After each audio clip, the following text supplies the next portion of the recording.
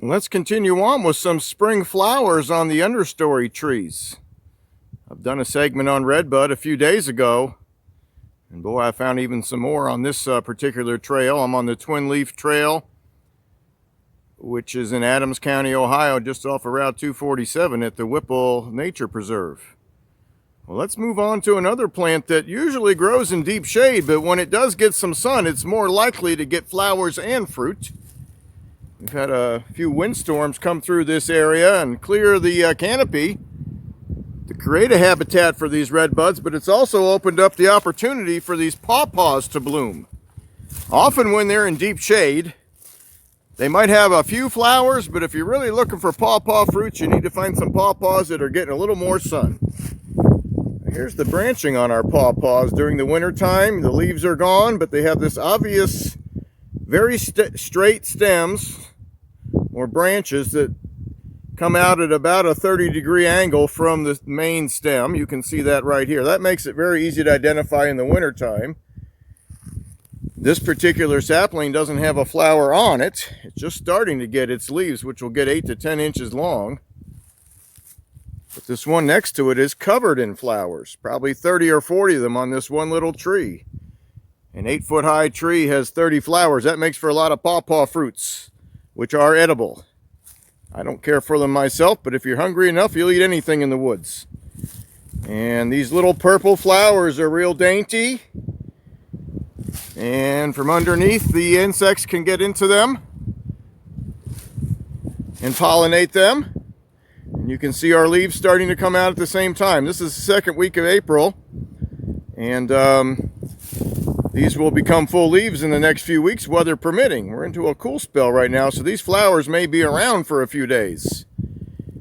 And often trees and plants that get red flowers emanate an odor that attracts carrion flies.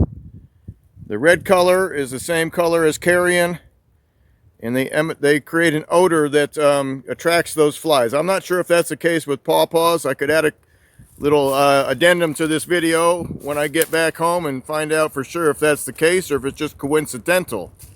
But often that is the case. And here's our Paw Paw with its spring appearance in flower. Well, let's continue our study of the Paw Paw flowers.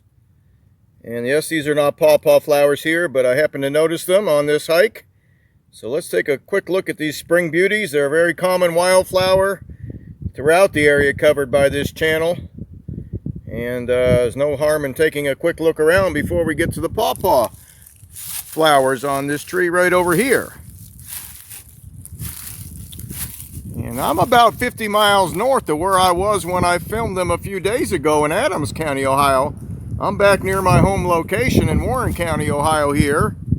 And we're about a week behind Adams County when it comes to when the flowers come out and what's out when. So I've got a chance to show you. This is what the Paw Paw flower looks like when it first starts to open. It hangs from the branch. At this point, it's not even the size of a dime. And it still is green in color, almost looks like a small bell pepper hanging from this branch. But as it opens up, it does develop that maroon color and is more the size of a quarter. And I've done a little more research, and yes, that maroon color is meant to attract insects that hang out around dead animals, or carrion beetles and carrion flies. So my intuition was correct on that. I did look it up. So our red maroon color gives them the visual cue to come near it, and it also has the slight odor of carrion when it is fully open. So that is Mother Nature's way of making sure that insects come near this tree and pollinate it so we can have some edible Paw Paw fruits in the fall. And what I have done on this channel last summer is I did a segment called Paw Paw Foliage and Bark, which shows details of the bark and the leaves when they're fully open. And a few days later, I found some Paw Paw fruits. And what I did was another segment called Paw Paw Fruits. So those are already on this channel. If you want to see what these flowers and leaves will become in the next few months, those are already posted on this channel for your reference. So here's our Paw Paw. tree with its early spring, or I'd say mid-spring appearance with the start of its flowering.